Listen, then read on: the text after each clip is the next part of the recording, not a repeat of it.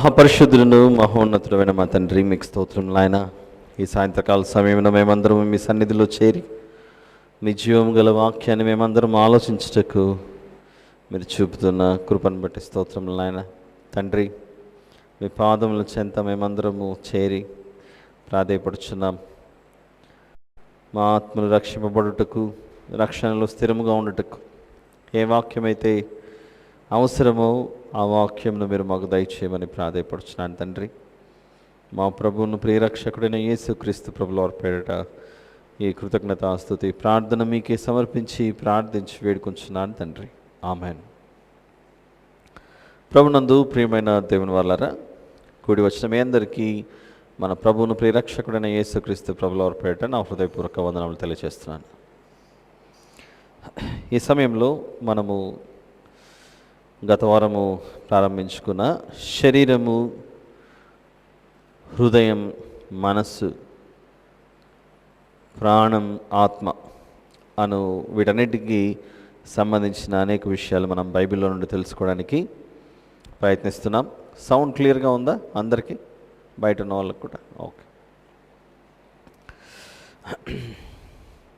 ఈ విషయాన్ని మనం ఆలోచించడానికి గల కారణం మార్కు సువార్తలోని ఒక మాట మనల్ని ఆలోచింపజేసినటువంటి విషయం ఇది. ఏమిటి? మార్కు సువార్తలో 12వ అధ్యాయం, మార్కు సువార్త 12వ అధ్యాయము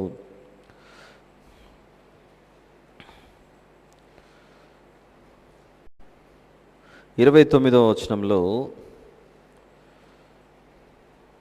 మార్కు సువార్త 12వ అధ్యాయం 29వ వచనంలో, అందుకు యేసు ప్రభు ప్రధానమైనది ఏదనగా, ఆజ్ఞలన్నిటిలో ప్రధానమైనది ఏదని శాస్త్రులలో ఒకడు వచ్చి యేసు ప్రభువును అడిగినప్పుడు, శాస్త్రులలో ఒకడు వచ్చి వారు తర్కించుట విని ఆయన వారికి బాగా ఉత్తరం ఇచ్చినని గ్రహించి ఏమంటున్నాడంటే, ప్రభువా, దేవా, ఆజ్ఞలన్నింటిలో ప్రధానమైనది ఏదని ఆయన అడిగినప్పుడు యేసు ప్రభు ఇస్తున్న సమాధానం ప్రధానమైనది ఏదనగా, ఓ ఇశ్రాయేలు వినుము, మన దేవుడైన ప్రభువు అద్వితీయ ప్రభు. ఆ శాస్త్రి అక్కడ యేసు ప్రభువును దేవా, దేవుడా, ప్రభువా అని అక్కడ వ్రాయబడకపోయినా మనం యేసు ప్రభుని అలా పిలవాలి కాబట్టి నేను అలా జత చేయడం జరిగింది. ఓ ఇశ్రాయేలు వినుము, మన దేవుడైన ప్రభువు అద్వితీయ ప్రభు. నీవు నీ పూర్ణ హృదయముతోనూ, నీ పూర్ణ ఆత్మతోను, నీ పూర్ణ వివేకముతోను, నీ పూర్ణ బలముతోనూ నీ దేవుడనే ప్రభువును ప్రేమింపవలెననున్నది ప్రధానమైన ఆజ్ఞ. ఆజ్ఞలలో ప్రధానమైనది ఏ ఆజ్ఞ అని అడిగినప్పుడు యేసు ప్రభు ఇచ్చిన సమాధానం అక్కడ హృదయముతో, పూర్ణ హృదయముతో దేవుణ్ణి ప్రేమించాలట. పూర్ణ ఆత్మతో మనం దేవుణ్ణి ప్రేమించాలట. హృదయాన్ని తీశాడు యేసు ప్రభు, అక్కడ ఆత్మను తీసి మాట్లాడుతున్నాడు, వివేకము అన్నదాన్ని తీసి మాట్లాడుతున్నాడు, పూర్ణ బలము అని మాట్లాడుతున్నాడు. ఇవన్నీ ఆలోచిస్తే ఇవన్నీ వేరువేరుగా కనబడుతున్నాయి. ఇవి వేరువేరుగా కనబడుతున్నాయి కనుక శరీరము వేరుగా, ఆ శరీరంలో భాగమై ఉన్న ఈ హృదయం, ఈ మనస్సు, ఈ ప్రాణం, ఈ ఆత్మ, ఇవన్నీ వాటి వాటి పాత్ర ఏంటి, అందులో నుంచి దేవునికి ఇష్టలుగా గొప్పగా మనం ఎలా జీవించాలి. ఎప్పుడైతే శరీరం, హృదయం, మనస్సు, ప్రాణం, ఆత్మ ఇలాంటివి మన క్రైస్తవ సమాజంలో మాట్లాడుకున్నప్పుడు వెంటనే ఎదురయ్యే ప్రశ్న, దేవుడు ఆదాము గారిని చేసినప్పుడు ఆదాము గారి నాసికారంధ్రములలో జీవవాయువును ఊదగా నరుడు జీవాత్మాయను అని బైబిల్లో ఉంది కదా. ఎలాగైతే మనుషులు ఒకరి నుండి ఒకరికి లేదా ఒక తరం నుండి ఇంకొక తరానికి వస్తూ భూమి మీద జన్మించడం జరుగుతుందో, ఆత్మను కూడా దేవుడు ఒక్కమారే మనిషిలో ప్రవేశపెట్టాడా? ఎలాగైతే ఒక మనిషి శరీరం నుండి మరో తరము పుట్టుకొని వస్తుందో, అలానే ఆత్మ కూడా అలానే వస్తుందా? లేకపోతే తల్లి గర్భంలో బిడ్డ పిండమై ఉండగా అప్పుడు దేవుడు పరలోకం నుండి ఆత్మను సపరేట్గా ప్రత్యేకంగా పంపిస్తున్నాడా? ఇలాంటి ప్రశ్నలు మన క్రైస్తవ సమాజంలో చాలామంది అడుగుతూ ఉంటారు. అయితే వాటన్నిటి గురించి ఇప్పుడు మనం ఆలోచించట్లేదు. అవి మనకు అప్రస్తుతం, అవి మనకు అవసరం కూడా లేదు. అయితే దేవుడు మనకిచ్చిన వాటితో మనము దేవుణ్ణి ఎలా ప్రేమించాలి? మొదట ఆయనే మనల్ని ప్రేమించాడు, కానీ మనం ఆయనను ప్రేమించలేదు. ఇది మనం గుర్తుపెట్టుకోవాలి. ఇంతకీ శరీరం గురించి దేవుడు మాట్లాడుతూ ఆయన మన శరీరాలను చేసిన విధానం గురించి 139వ కీర్తనలో మాట్లాడుతున్నాడు. ఈరోజు శరీరం గురించి చూద్దాం. వచ్చే వారం ఈ శరీరంలో ఉన్న హృదయం ఎలా ఉంటే దేవునికి ఇష్టంగా ఉంటుంది, ఇంతకు ఆ హృదయం యొక్క పాత్ర ఏంటి అనేది వచ్చే వారం చూద్దాం. 139వ కీర్తన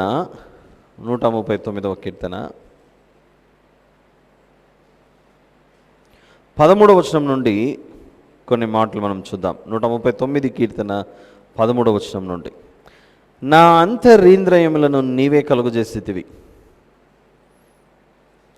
నా తల్లి గర్భమందు నన్ను నిర్మించిన వాడవు నీవే,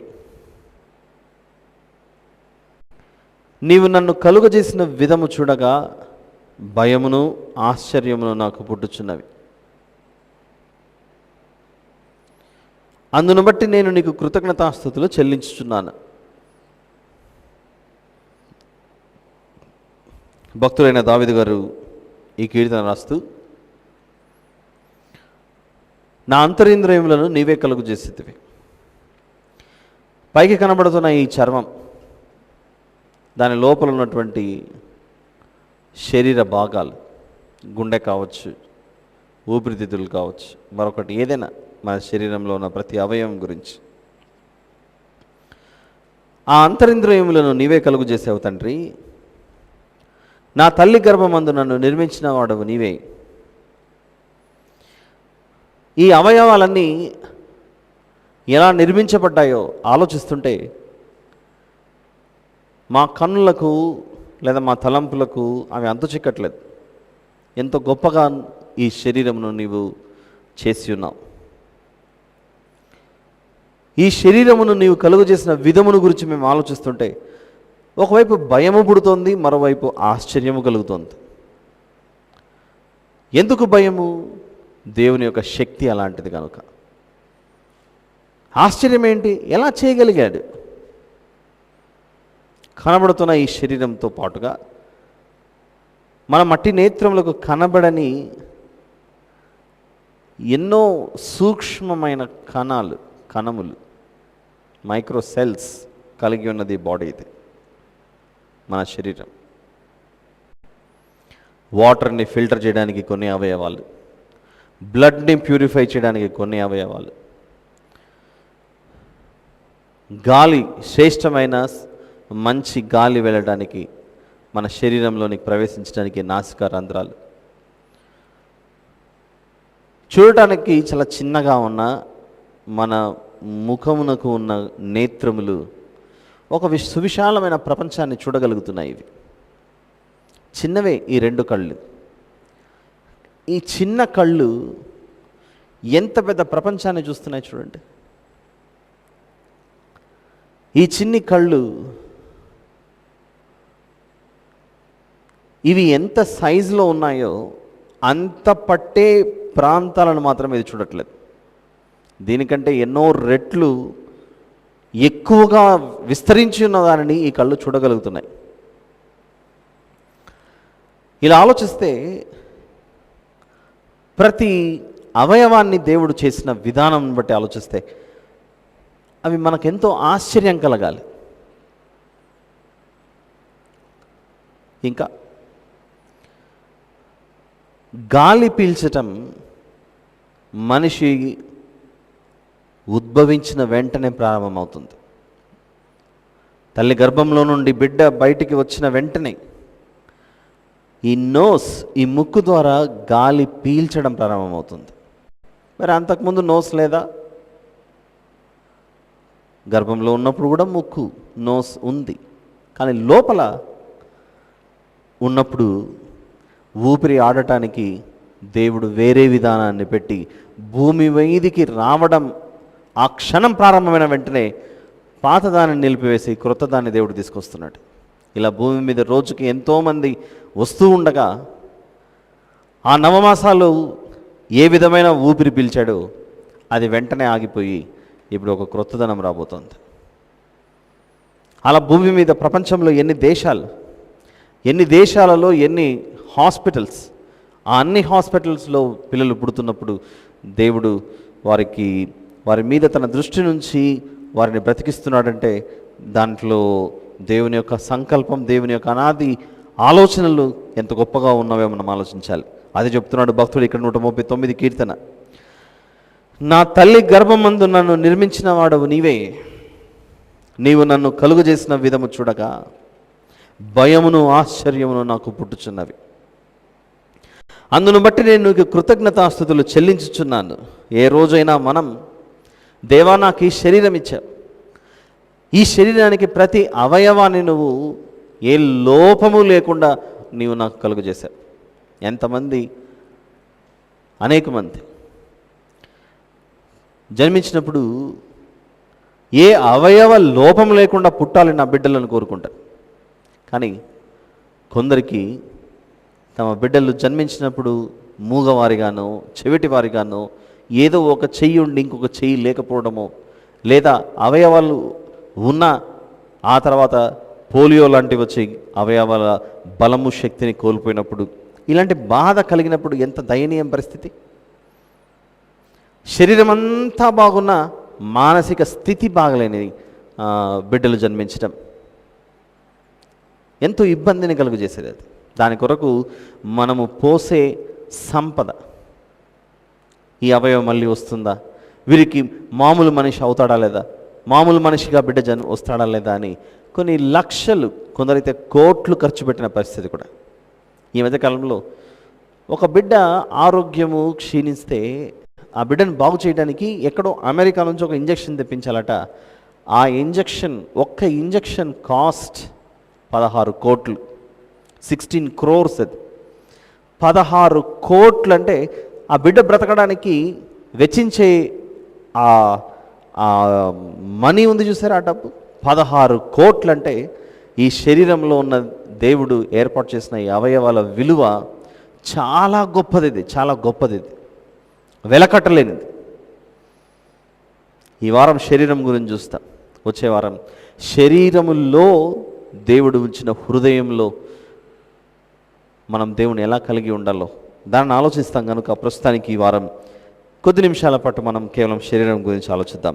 ఇక్కడ మాట్లాడుతూ 14వ వచనంలో, నీ కార్యములు ఆశ్చర్యకరములు, ఆ సంగతి నాకు బాగా తెలిసి ఉన్నది. నేను రహస్యమందు పుట్టిన నాడు, భూమి యొక్క అగాధ స్థలములలో విచిత్రముగా నిర్మింపబడిన నాడు, నాకు కలిగిన ఎముకలను నీకు మరుగై ఉండలేదు. నేను పిండమునై ఉండగా నీ కన్నులు నన్ను చూచెను. నియమింపబడిన దినములలో ఒకటైనా కాక మునుపే నా దినములనియు నీ గ్రంథములో లిఖితములాయను. నేను ఎన్ని రోజులు భూమి మీద ఉండాలి, నా కాలం ఎంతలో నువ్వు నిర్ణయించి ఉన్నావు, నా దినములని నువ్వు లెక్కించి ఉన్నావు. కనుక తండ్రి, నేనేమివ్వగలను నువ్వు చేసిన మేలుకై. విచిత్రం ఏంటంటే మన శరీరంలో ఉన్న ఎముకల పరిస్థితి ఆలోచించండి ఒకసారి. పసిబిడ్డలుగా ఉన్నప్పుడు ఒక చిన్న అరచేతిలో వారిని ఎత్తుకోగలం మనం. అప్పుడే పుట్టిన బిడ్డను ఒక చేత్తో, అది కూడా మన అరచేతిలో వాళ్ళని అలా బ్యాలెన్స్ చేయగలం. వాళ్ళున్న 2 కేజీలో 3 కేజీలో 3.5 కేజీలో ఇలా పట్టేసుకుంటాం బిడ్డలు. రాను రాను రాను రాను వారి ఎముకలు పెరగటం, ఆ ఎముకల చుట్టూ కండలు పెరగటం, ఆ ఎముకల లోపల మళ్ళీ రక్తం ప్రొడ్యూస్ అవ్వడానికి దేవుడు పెట్టడం, లెట్స్ టేక్ సమ్ ఎగ్జాంపుల్స్. ఈ శరీరాన్ని రాను రాను మనకు క్రొత్త నిబంధనకు వచ్చిన తర్వాత ఇక శరీరం దేహం అనే దానికి బదులుగా దీన్ని మార్పు చేస్తూ గుడారము అని పిలవడం ప్రారంభించాడు. ఇది మనకు తెలుసుగా. ఈ శరీరాన్ని, ఈ దేహాన్ని రాను రాను గుడారము అని పిలవడం ప్రారంభమైంది. ఇప్పుడు మనమంతా ఒక సమాజ మందిరముగా, దేవుని బిడ్డలుగా కూర్చోవడానికి ఒక మందిరంగా ఈ చర్చిని మనం ఏర్పాటు చేసుకున్నాం. మన పూర్వీకులు, పితరులు దీన్ని చక్కగా నిర్మించారు. దీనికి ఉన్నటువంటి పిల్లర్స్ చూడండి. ఈ పిల్లర్స్ కానీ, ఈ బీమ్స్ కానీ ఎప్పుడైనా దీని సైజు ఇలా పెరుగుతూ పోయింది అని మనం ఎప్పుడైనా చూసామో? ఇన్ని సంవత్సరాల నుంచి మందిరానికి వస్తున్నా మన ఇండ్లు ఉన్నాయి, మన క్వార్టర్స్ ఉన్నాయి. వారు వేసినటువంటి పిల్లర్స్ ఒకవేళ 20 అడుగుల్లో, 30 అడుగుల్లో, 40 అడుగుల్లో అంత ఎత్తైన స్తంభాలు నిర్మించి అది కట్టిన తర్వాత గత సంవత్సరం ఈ పిల్లర్ యొక్క పొడవు 20 అడుగులు ఉన్నింది, ఈ సంవత్సరం వచ్చేసరికి ఒక 5 అడుగులు పెరిగింది, అదంతా కదే పెరుగుతుంది అని మనం ఎప్పుడు అనుకుంటామా? అనే అవకాశం లేదు. మనిషి చేసినటువంటి వాటికి, దేవుడు చేసిన వాటికి, మనిషి చేసిన గుడారం ఎంతలో నిర్మించింటే అంతలోనే ఉండిపోయి ఉంటుంది, దానిలో చలనం లేదు. కానీ ఈ దేహమను ఈ గుడారం లేదా ఈ శరీరమును ఈ గుడారాన్ని దేవుడు ఎముకలతో నిర్మించినప్పుడు ఈ ఎముకలలో జీవం పెట్టి ఈ ఎముక రోజు రోజు కొంచెం కొంచెం పెరిగి పెరిగి పెరిగి దేవుడు నిర్ణయించినటువంటి స్థాయి, పొడవు లేదా ఎత్తు వచ్చేంతవరకు అలా పెరుగుతూ వస్తుంటుంది. విచిత్రం ఏంటంటే అది అలా పొడవు పెరుగుతున్నా కూడా అది పెరుగుతోంది అని మన కళ్ళకు కనపడదు. ఎప్పుడైనా చూసా మనం కెమెరాలు పెట్టి ఈ బిడ్డ ఎలా పొడవు అవుతున్నాడో, ఈ బిడ్డ ఎలా పొడవు అవుతుందో అని కెమెరాలు పెట్టి చూస్తున్నా కూడా వాళ్ళు పొడవు అవుతున్నట్లు మనకు కనపడరు. కానీ సంవత్సరాలు గడిచే కొద్దీ ఆ పసిబిడ్డ అలా పొడవు అవుతూ వస్తారు. ఎలా సాధ్యం అది? దేవుని యొక్క సృష్టిలో ఒక భాగం అది. దేవుని యొక్క సృష్టిలో అదే అంటున్నాడు, నా కళ్ళులకు అది ఆశ్చర్యం అనిపిస్తుంది. 15వ వచనం, నేను రహస్యమందు పుట్టిన నాడు, భూమి యొక్క అగాధ స్థలములలో విచిత్రముగా నిర్మింపబడిన నాడు, నాకు కలిగిన ఎముకలను నీకు మరుగై ఉండలేదు. 119వ కీర్తన 15వ వచనం చదువుకుంటున్నాం. నాకు కలిగిన ఎముకలను నీకు మరుగై ఉండలేదు. ఇంకా విచిత్రం ఏంటంటే మన శరీరంలో కొన్ని ఎముకలు ఉంటాయి. నెలకు ఒకసారో 2 సార్లు వీటిని కట్ చేస్తూ పోతుంటాం మనం. ఇవి కట్ చేసినా కూడా మళ్ళీ పెరుగుతూ ఉంటాయి. ఏమిటవి? మన వ్రేళ్లకున్న గోర్లు. అతి పలుచని ఎముక ఇది. ఈ గోర్లు పెరిగే కొద్దీ నెయిల్ కట్టర్ వేసుకొని కట్ చేసుకుంటూ పోతుంటాం మనం. అలా కట్ చేసిన తర్వాత మళ్ళీ పెరుగుతుంటాయి, కట్ చేసిన తర్వాత మళ్ళీ పెరుగుతుంటాయి, కట్ చేసే కొద్దీ మళ్ళీ పెరుగుతుంటాయి. ఎంతవరకు పెరుగుతాయి? ఈ శరీరంలో దేవుడు తన జీవాన్ని పెట్టినన్ని రోజులు ఇది పెరుగుతూ పోతుంటుంది. అందుకే దేవుని వాక్కు జీవము అయినది, జీవము గలది, జీవజలపు ఊట. అదే మనిషి రోబో తయారు చేశాడు అనుకోండి, మనిషిలాగానే ఉండే ఒక రోబోని తయారు చేశాడు అనుకోండి. ఈ రోబోని తయారు చేసి లోపల బ్యాటరీనో ఎలక్ట్రిసిటీ ఛార్జింగ్ పెట్టి అవన్నీ చేసుకొని ఏదైనా చేస్తున్నా కూడా ఆ రోబోకి ఎప్పుడైనా గోర్లు పెరిగినట్లు కానీ, ఆ రోబో ఆకలి అవుతుంది నాకు కొంచెం అన్నం పెట్టు అనడం కానీ అలాంటివి ఏమి చేయదు. ఇది చలించే గుడారం, ఇది కదిలే గుడారం, ఇది కదిలే దేవుడు చేసిన ఒక అద్భుతమైన బొమ్మ ఇది. అందుకే భక్తుడు అంటున్నాడు 17వ వచనంలో, దేవా నీ తలంపులు నాకెంత ప్రియమైనవి, వాటి మొత్తం ఎంత గొప్పది, వాటిని లెక్కించదని అనుకుంటున్నా అవి ఇసుక కంటెను లెక్కకు ఎక్కువై ఉన్నవి. నేను మేల్కొంటున్నా ఇంకనూ నీ యొద్దనే ఉందును. దేవా నీవు భక్తిహీనులు నిశ్చయముగా సంహరించదవు. ఎందుకో మనకు దేవుడు చేసిన ఈ శరీరం అంటే ఎక్కువగా ఇష్టపడుతూ ఉన్నట్లుగా ఉంటాం, కానీ మనం అంత ఇష్టపడం, దీన్ని నిజంగా ప్రేమించం. I'm talking about overall as human being. నేనంటే నాకు చాలా ఇష్టమే కదా, నన్ను నేను ప్రేమించకపోవడం ఏంటి అని మనకు అనిపిస్తుంటే, ఒక వ్యక్తి కష్టపడి ఒక ప్లాట్ కొనుక్కొని ఒక ఇల్లు కట్టుకున్నాడు అనుకోండి. ఫస్ట్ ఏం చేస్తారు? లోపలికి గుంతలు తవ్వి, పిల్లర్స్ వేసి, వాటికి పునాదులు తవ్వి, చక్కగా దాన్ని ఫ్లాట్ చేసి, పిల్లర్స్ వేసి, గోడలు కట్టి అన్నీ చేస్తారు. కానీ కట్టిన 2వ రోజు నుండి దానికి ఇంజనీరింగ్ ప్లాన్ చేసిన ఇంజనీర్ కావచ్చు, లేకపోతే నిర్మించిన కాంట్రాక్టర్ కావచ్చు, లేకపోతే మేస్త్రి కావచ్చు. ఈరోజే కట్టాం, మీరు పైపు తీసుకొని దానికి ఏం పట్టమంటాడు? నీళ్లు పట్టండి, బాగా బాగా నీళ్లు పట్టండి. స్లాబ్ వేశారనుకోండి, ఆ స్లాబ్కి ఎన్ని రోజులు నీళ్లు పెట్టమని చెప్తాడు? 21 రోజులు, దాదాపుగా 21 రోజులు ఆపకుండా స్లాబ్కి నీళ్లు కొట్టండి అని అంటాడు. మనిషి కట్టుకునే నిర్మాణానికైతే దేవుడిచ్చిన నీళ్లను పోసి దాన్ని బలపరచమని చెబుతున్నప్పుడు, దేవుడు కట్టిన ఈ నిర్మాణానికి బదులుగా, ఈ నిర్మాణంలో నీళ్లకు బదులుగా ఒక బ్రాందీ అని, ఒక విస్కీ అని, ఒక బీర్ బాటిల్ అని, ఇలాంటివన్నీ లోపలికి వేసుకొని ఈ ఇంటిని అయితే ఇలా పాడు చేస్తుంటాడు. మీరు ఆలోచించారు ఎప్పుడు ఇట్లాంటివి? మనమంతా ఈ విషయాలు ఆలోచించాలి. మనం కట్టుకునే ఇల్లేమో బలంగా ఉండటానికి నీళ్లు పెట్టు బలపరచాలి. మరి దేవుడు కట్టిన నిర్మాణానికి మాత్రం మనం చక్కగా దేవుడిచ్చిన మంచి శ్రేష్టమైన నీళ్లు తీసుకొని త్రాగి మన ఆరోగ్యాన్ని బాగు చేసుకుంటే బాగుంటుంది కదా అని అనుకోకుండా దీనికి ఏవేవో దాని లోపలికి పంపించి మధ్యలో వచ్చిన మద్యపానాన్ని లోపలేసుకుంటుంటాం మనం. మొదటి నుంచి ఉన్నదేమో జలమైతే మధ్యలో వచ్చిన మద్యపానాన్ని తీసుకొని ఈ దేవుడు ఆశ్రయించుకునే వాటిని చేసి ఈ శరీరాన్ని మనమే కూల్చుకుంటాం. ఎందుకు మన ఇంటిని మనం కూల్చుకోము? మన ఇంటిని మనం ఎందుకు కూల్చుకోమంటే మనం కష్టపడ్డాం కనుక. ఎన్నో సంవత్సరాలు, 20-30 సంవత్సరాలు కష్టపడి కూడబెట్టుకున్న డబ్బు, రిటైర్మెంట్ తర్వాత వచ్చిన మనీ, అదంతా తీసుకొని 3 బెడ్రూమ్లు ఉన్న ఇల్లు ఉంటే బాగుంటుంది, 4 బెడ్రూమ్లు ఉన్న ఇల్లు ఉంటే బాగుంటుంది, నేను రిటైర్ అయిన తర్వాత చక్కగా ఉండాలి. దీని వెనుకల మన కష్టం ఉందని తెలిసి జాగ్రత్త పడి దాన్ని నిలబెట్టుకుంటాం మనం. కానీ ఈ శరీరం మనం అడగకుండానే వచ్చిండేదిగా. ఈ శరీరం మనం అడగకుండానే వచ్చింది కాబట్టి దీనికి అంత విలువ ఇవ్వం మనం. ఇది ఏమైపోయినా పోయింది, పర్లేదులే, ఎటు కావాల్స్తే అటు. అద్దంలో చూసుకున్నాడు, ముఖం నచ్చలేదు అనుకోండి, డాక్టర్ దగ్గరికి వెళ్ళి ఈ మధ్య నాకు ఎందుకో నా ముఖం నచ్చట్లేదంటే కొంచెం ప్లాస్టిక్ సర్జరీ చేసి కొంచెం రూప్ మార్చండి, వేరే వాళ్ళ ఫోటో చూపిస్తాను, ఆ ఫోటో ప్రకారంగా నా ముఖం తయారు చేయండి అంటే మొత్తం ఆపరేషన్లు చేసుకొని మొత్తానికి రూపం మార్చుకుంటున్నారు. అలాంటి ట్రీట్మెంట్లు కూడా వచ్చేసాయి. అందుకే దేవుడు యెషయా గ్రంథంలో ఒక మాట మాట్లాడుతూ, ఈ శరీరము నేను నిర్మించినదైతే దీన్ని మనం ఏం చేస్తున్నామో యెషయా గారు ఒక మంచి మాట రాస్తూ,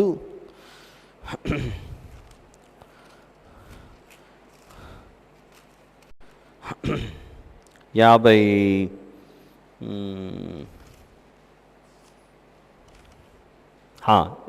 అధ్యాయం, 55వ అధ్యాయం, యెషయా గ్రంథం 55. దప్పిగొనిన వారలారా నీళ్ల యొద్దకు రండి, వేరే వాటి వద్దకు వెళ్ళకండి. దప్పిగొనిన వారలారా నీళ్ల యొద్దకు రండి. రూకలు లేని వారలారా మీరు వచ్చి కొని భోజనం చేయుడి.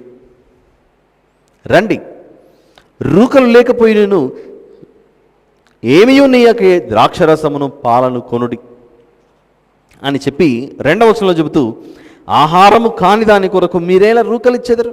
మీ శరీరానికి నేను భూమి మీద మిమ్మల్ని పంపించిన తర్వాత, ఈ శరీరాన్ని నేను నా అరచేతుల మీద చెక్కిన తర్వాత ఏది అవసరమో అది నేను మీకు ఇచ్చాను. చక్కటి పచ్చని ఆకుకూరలు, కూరగాయలు, రకరకాలైనటువంటి మాంస పదార్థాలు, జలచరములలో తిరిగే చేపలు, సమస్తం అన్నీ మీకు ఇచ్చినప్పుడు వాటి చేత మీరు తృప్తి పొంది వాటిని స్వీకరించారంటే మనం ఈ శరీరాన్ని ఎలా పాడు చేసుకుంటాం చూడండి. Okay, let's take one more example. మనం సొంతంగా ఇల్లు కట్టుకున్నప్పుడు దాన్ని ఎంత జాగ్రత్తగా చూసుకుంటాం. అదే 1 సంవత్సరము 6 నెలల్లో లేకపోతే 2 ఏళ్ళలో ఉండి వెళ్ళిపోయే ఒక అద్దె ఇంట్లో ఉన్నామనుకోండి, కిరాయి ఇంట్లో ఉన్నామనుకోండి, రెంట్ తీసుకొని ఉన్న ఇల్లు ఉన్నామంటే దాని మీద అంతే ఆసక్తి చూపిస్తామా? నెలకు ఒక ఓనర్ వచ్చి, ఆ ఇంటి ఓనర్ వచ్చి చూసిపోతున్నాడు అనుకోండి, మళ్ళీ వచ్చాట్రా వీడు, ఒక శని దరిద్రపు అని ఆ ఓనర్ని లోపల తిట్టుకోవడము, ఏమేమో మాటలు మనం లోపల. 1వ తేదీ నుంచి 10వ తేదీ వరకు మధ్యలో ఓనర్ వచ్చాడంటే ఎన్నో మాటలు లోపల అద్దెకు తీసుకున్న వాళ్ళు మాట్లాడుకునేది. వస్తాడు, ఏందమ్మా ఇట్లా పెట్టుకున్నారు అంటాడు, మొక్కలకు నీళ్ళు వేసుకోవచ్చు కదమ్మా అంటాడు, ఆ గోడకు బూజులు ఉన్నాయి తీసుకోవచ్చు కదమ్మా అని అంటాడు. ఇదే మాట్లాడిపోతా అంటాడు. 1వ తేదీ వచ్చిందంటే సంతోషంగా ఉండేదే లేదు, ఏమో వచ్చి తలకాయ తింటాడని. ఒక్కసారిగా మనమే అద్దె ఇల్లు వదిలేసి ఓనర్ అయ్యామనుకోండి, ఆయన మాట్లాడిన మాటలన్నీ మనం రిపీట్ చేస్తూ వస్తాం. ఎందుకు? దాని వెనుకల మన కష్టం ఉంది కాబట్టి. ఈ విషయాలు మనకు అర్థమైతే ఈ శరీరాన్ని కూడా ఎవరు చేశారో ఒకసారి మనం చూద్దాం. ఆదికాండము 2వ అధ్యాయం. ఆదికాండము 2వ అధ్యాయంలో, ఆదికాండము 2వ అధ్యాయము 7వ వచనం. దీంట్లో సిమెంట్ లేదు, కాంక్రీట్ లేదు, ఇసుక లేదు, కానీ ఒక అద్భుతమైన సృష్టి ఈ శరీరాన్ని దేవుడు చేయడు. 7వ వచనం చూద్దాం. దేవుడైన యెహోవా నేలమంటితో నరుని నిర్మించి వాని నాసికారంధ్రములను జీవవాయువును ఊదగా నరుడు జీవాత్మ అయ్యను. ఎవరు చేశారు మనల్ని? దేవుడైన యెహోవా చేశాడు. ఆ దేవుడైన యెహోవా మనం చేసి తన జీవవాయువును ఊదగా మనము జీవాత్మ అవ్వగా, మనం ఎందుకో ఇది నా శరీరము, నా చెయ్యి, నా కాళ్ళు, నా ముక్కు, నా నోరు అన్నీ ఇలా పలుకుతూ వెళ్తాం, కానీ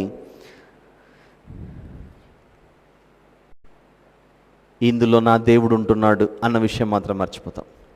లేదా ఇందులో నా దేవుడు ఉండాలి అన్న విషయం మనం మర్చిపోతాం. దీని గురించే ఆయన మాట్లాడుతూ అనేక సందర్భాల్లో, ఇదిగో నేను నిర్మించినది నీలో నేను ఉండటానికి. ఇందాకనే మనం కట్టుకున్న ఇల్లు ఎగ్జాంపుల్ తీసుకున్నాం. మనం కట్టుకున్న గృహ నిర్మాణము ప్రస్తుతానికైతే ఏదో ఇలా ట్రాన్స్ఫర్స్ అయ్యే జాబ్లో అలా ఉన్నాం, కానీ ఏదో ఒక రోజు రిటైర్ అయిన తర్వాత నా ఇంటికి నేను చేరుకోవాలి, నా ఇంట్లో నేను ఉండాలి అనే ఆశ అయితే మనకు ఉంటుందిగా, ఖచ్చితంగా ఉంటుంది. ఈ ఆశ మనకు ఎలాగైతే ఉంటుందో, దేవుడు కూడా చూడుము నా అరచేతుల మీద నేను చెక్కి ఉన్నాను అని దేవుడు మనల్ని చేసుకుంటే, ఇందులో ఎవరు ఉండాలని ఇష్టపడతారు? ఇప్పుడు దేవుడు ఉండాలని ఇష్టపడతాడు. మనం ఉండాలని ఒక ఇంటిని కట్టుకున్నప్పుడు, మట్టిలో నుండి ఈ దేహాన్ని చేసినప్పుడు అందులో ఎవరు ఉండాలని ఇష్టపడతారు? ఎవరైతే కట్టారో వాళ్ళు ఉండడానికి ఇష్టపడతారు. ఎవరు కట్టారు దీన్ని? దేవుడు కట్టాడు. దేవుడు కట్టాడు. దేవుడు కట్టిన ఈ ఇంటిలో, దేవుడు కట్టిన ఈ ఇంటిలో ఆయన మాట్లాడుతూ చూద్దాం. యోహాను గారు రాసిన మొదటి పత్రికలో, యోహాను గారు రాసిన మొదటి పత్రిక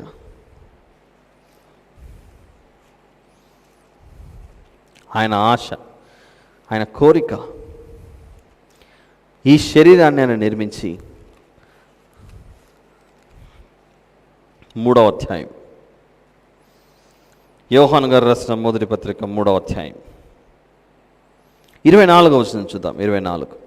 ఆయన ఆజ్ఞలను గైకొనువాడు ఆయన యందు నిలిచియుండును,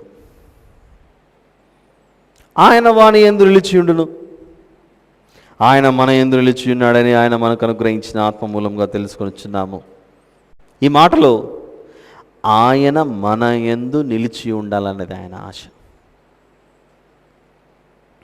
కాలం అయిపోయిన తర్వాత నేను ఆత్మ కనుక నేను పరలోకంలో ఉన్నానని దేవుడు అంటుంటే,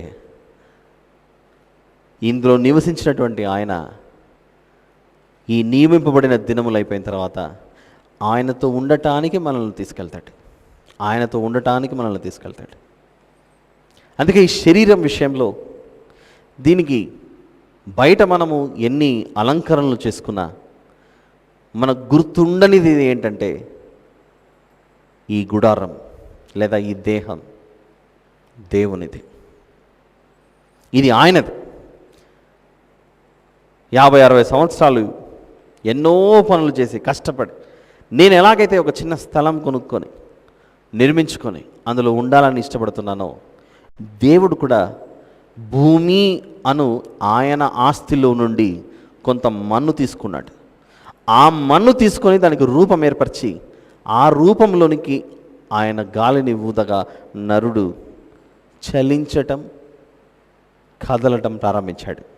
ఒకవేళ దేవుడే ఆయన వాయువు ఊదకపోయి ఉంటే మనం ఏమై ఉండేవారం? మట్టి బొమ్మలానే ఉండిపోయేవారు. మట్టి బొమ్మలా మాత్రమే ఉండిపోయేవారు.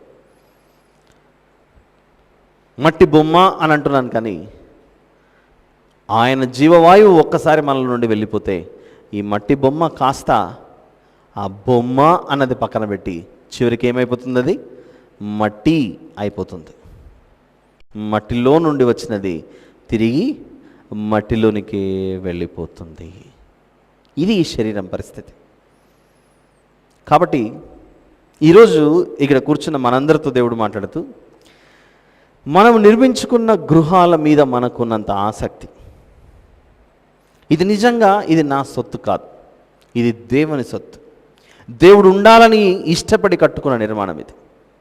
కాబట్టి దేవుడు ఏదైతే ఇచ్చాడో దానిని మాత్రమే ఈ శరీరం అందు మనం కలిగి ఉండాలని మనకు ఆలోచన కలిగి ఉండాలిగా.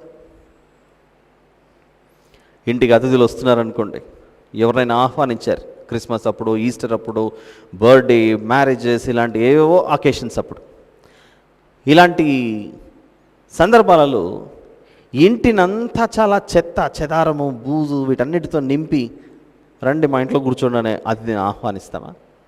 ఎంత అసహ్యం అది. దేవుని విషయంలో బైబిల్లో చెప్పబడిన దేవుడు కాక ఇక వేరే విశ్వాసంలో మనం ఒకవేళ ఉంటే ఎలా ఉంటుంది చెప్పండి పరిస్థితి? తాగి ఎగురుతూ గంతులేస్తూ విచ్చలవిడిగా వీధుల్లో ఎగురుతూ శరీరాలను గుచ్చుకుంటూ ఇటువైపు ఏదో పెడితే మరి ఇటువైపు బయటికి రావటం ఒక పెద్ద రాడ్ లాంటిది, శరీరాలను కోసుకోవటాలు, ఎంత భయంకరం. అప్పుడప్పుడు అనుభవం ఉందో లేదో పెద్దవాళ్ళకు ఉండొచ్చు. ఇంటి ఓనర్ మనకు అద్దెకి ఇచ్చిన తర్వాత 3 నెలలకు ఒకసారో 2 నెలలకు ఒకసారో అలా ఇల్లు ఎలా ఉందని లోపలికి వచ్చి చూసినప్పుడు ఎక్కడైనా మేకులు కనపడ్డాయి అనుకోండి, ఏమంటారు చెప్పండి? వచ్చి ఎక్కడ పడితే ఆడ మేకులు కొట్టినారే, ఇల్లు ఉంటుందంటారా పోతుందంటారా, ఆ మేకులను తీసి మళ్ళీ నింపండి అంటారా లేదా ఓనర్లు? మేకులు కొడితేనే అంత బాధ కలిగినప్పుడు మన శరీరం చూడండి, గుచ్చుకొని టాటూస్ అని, పచ్చబొట్లని, ఇష్టం వచ్చినట్లుగా చెవి గుచ్చుకునే జనరేషన్ వచ్చేసింది. అమ్మాయిలు ఏదో అలంకరణ ముచ్చట కొరకు వాళ్ళు వేసుకుంటే మగపిల్లలు కూడా గుచ్చుకోవటం ఏంటి? అప్పుడప్పుడు అనిపిస్తుంటుంది, మగపిల్లలు చెవులకు, ముక్కుకు, పెదవు కింద ఎక్కడ పడితే ఈ ఐబ్రోస్ దగ్గర గుచ్చుకుంటుంటే, ఎలాగూ అమ్మాయిలు వేసుకునే కమ్మలు లాంటివి వేసుకున్నావు, ఎలాగూ అమ్మాయిలు పెట్టుకునే ముక్కు పుడకలు లాంటిది పెదవు కింద పెట్టుకున్నావు, ఇవన్నీ పెట్టుకున్నప్పుడు ఇంకా అమ్మాయిలు వేసుకునే డ్రెస్ కూడా వేసుకో, అదొకటేం తక్కువ. అమ్మాయిలు వేసుకునే డ్రెస్సులు కూడా వేసుకొని తిరుక్కుంటూ రోడ్ల మీద తిరిగితే అది ఇంకెంత ఆనందం. అది కూడా చేసుకో. ఇంకా వాళ్ళు పెట్టుకునే కమ్మలు కావాలి, వాళ్ళు పెట్టుకునే ముక్కు పుడకలు కావాలి, అన్నీ కావాలి. ఇంకా అలాంటప్పుడు వాళ్ళు కట్టుకునే పంజాబీ డ్రెస్సులు వేసుకో, చీరలు వేసుకో, సమస్తం వేసుకొని తిరుగు రోడ్డు మీద. దేవుడు అదొక పద్ధతి, ఒక ప్రాసెస్, ఒక సిస్టమ్ పెట్టాడు. దీని అంటూ ఒక పరిధి, అంతలోనే మనం తిరగాలి. శృతి మించితే తప్పు. అందుచేత దేవుని యొక్క ఈ అందమైన సృష్టిలో ఆయన ఇష్టపడి సమస్తాన్ని తన చేతులు తన కాళ్ళ క్రింద పెట్టాడు. తన కాళ్ళ క్రింద పెట్టాడంటే నరుని కాళ్ళ క్రింద పెట్టాడు. దీన్ని మీరు పరిపాలించండి అన్నట్టు. ఈ ప్రకృతి సృష్టి అంతా మనిషిని చూసి దేవుని బిడ్డలేది ఇలా తయారైపోతున్నారు అని అనుకోకూడదు. సో అందుకు చెప్తున్నాను, బైబిల్లో ఉన్న దేవుని యొక్క అద్భుతమైన సృష్టి ఇది. ఈ సృష్టిలో మరి ఎంతో మర్యాదగా మనం జీవించాలి. యేసు ప్రభు సిలువ మీద బలి అయిన ఆ శరీరానికి సాదృశ్యంగా ఆ రొట్టెని తీసుకుంటాంగా మనం. ఆ రొట్టె మన చేతిలో ఉన్నప్పుడు అంతా ఏం గుర్తు రావాలి? ఇది నా ప్రభు శరీరం. ఈరోజు లోకంలో మనుషులు తమ శరీరాలను పాడు చేసుకున్నట్లుగా అమ్మాయిల అవతారాలు ఎత్తడాలు, ఇష్టం వచ్చినట్లు తిరగటాలు. ఒక కాలంలో అబ్బాయిలే సిగరెట్లు తాగేటోళ్ళు, ఈ మధ్య అమ్మాయిలు మగపిల్లలను మించి తాగేస్తున్నారు వాళ్ళ శరీరాలను పాడు చేసుకుంటూ. ఏమని చెప్పాలి? తాగుడు, పొగ తాగుడు, ఇలా ఇవన్నీ చేసుకుంటూ కొద్దిసేపు మన ప్రభువుని అలా మాట్లాడకూడదు. కానీ ఒక క్షణం ఆలోచిద్దాం. భూమి మీద మనుషులకున్న అలవాట్లు ఏవైతే ఉన్నాయో ఈ శరీరానికి సంబంధించినవి, అది ఏ అలవాటైనా కావచ్చు, చెడు అలవాట్లు, దుర్గుణాలు, శరీర కోరికలు తీర్చుకోవాలని ఇలాంటి ఏ ఆలోచనలు కలిగి ఉన్నారో యేసు ప్రభువు కూడా అలా జీవించి ఉంటే, మనవలే ఇలాంటి శోధనలకు గురై ఆయన అలా జీవించి ఉంటే ఆ రొట్టెలో మనం వేసేవాళ్ళమని చెప్పండి? వేసేవాళ్ళం కాం. మనవలే ఆయన శోధనలకు గురైన అని ఉంటుంది బైబిల్లో. చూద్దామా? హెబ్రీయులకు రాసిన పత్రిక, హెబ్రీయులకు రాసినటువంటి పత్రిక 4వ అధ్యాయం 14-15 వచనాలు చూద్దాం. 14-15 హెబ్రీయులకు రాసిన పత్రిక 4వ అధ్యాయం 14-15. ఆకాశ మండలము గుండా వెళ్ళిన దేవుని కుమారుడైన యేసు అను గొప్ప ప్రధాన యాజకుడు మనకు ఉన్నాడు గనుక మనము ఒప్పుకొనిన దానిని గట్టిగా చేపట్టుదము. మన ప్రధాన యాజకుడు మన బలహీనతల యందు మనతో సహానుభవము లేనివాడు కాడు కానీ సమస్త విషయములలోనూ మన వలనే శోధింపబడినను అన్నది చూసారా? సమస్త విషయములలోనూ మన వలనే శోధింపబడినను ఆయన పాపము లేనివాడుగా ఉండెను. మనకు శోధన వస్తేనే వెంటనే దానికి ఆకర్షితులం అవుతాం. ఆ ఆకర్షణకు గురై మన జీవితాలను పాడు చేసుకుంటాం. అందుకే మేము మంచి యవ్వన ప్రాయంలో ఉన్నప్పుడు, లేదా స్కూల్ చిల్డ్రన్గా నేను మా అన్న పెరుగుతూ ఉన్నప్పుడు మా నాన్న ఒకటే మాట చెప్పేవాడు, అరే యవ్వనపు వయసులో నీ కంటికి కనబడే ప్రతిదీ నీకు అందంగా కనబడుతూ ఉంటుంది, కానీ ఒకటి గుర్తుపెట్టుకో, యవ్వన ప్రాయంలో పంది పిల్ల కూడా చాలా ముద్దుగా ఉంటుందిరా, కానీ పంది పందే, కాబట్టి జాగ్రత్త పడు. అందం మోసకరం. పంది పిల్ల కూడా అందంగానే ఉంటుంది యవ్వన ప్రాయంలో, దాన్ని చూసి నువ్వు మురిసిపోకు. ఆ మాట మాకు అట్లనే మా హృదయంలో ఉండిపోయింది. అది ఓ ఈ అందం వెలుకల ఇంత కలుషితం ఉంటుంది, జాగ్రత్త పడాలి అనేది.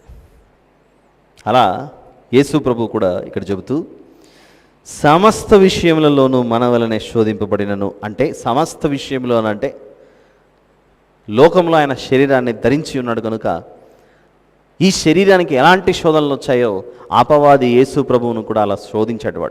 అలా శోధించినప్పుడు వాడికి తల దించలేదు. వాడికి తల ఉంచి, ఇదిగో నువ్వు నన్ను ప్రేరేపించావుగా, నేను నీ మార్గంలోకి వచ్చి నువ్వు ఇష్టం వచ్చినట్లు చెప్పినట్టు నడుస్తానని ప్రభు అనలేదు. కానీ మనం బలహీనులమై చివరికి మన శరీరాన్ని సాతానునికి అప్పచెప్పి సమస్తము మన జీవితంలో కోల్పోయిన తర్వాత అయ్యో నేను తప్పు చేశాను, అయ్యో నేను పాపం చేశాను, అప్పుడు మనస్సు మారి దెబ్బ పడిన తర్వాత, దెబ్బ తగిలిన తర్వాత మనిషికి అప్పుడు జాగ్రత్త పడాలి అన్న ఆలోచన వస్తుంటుంది.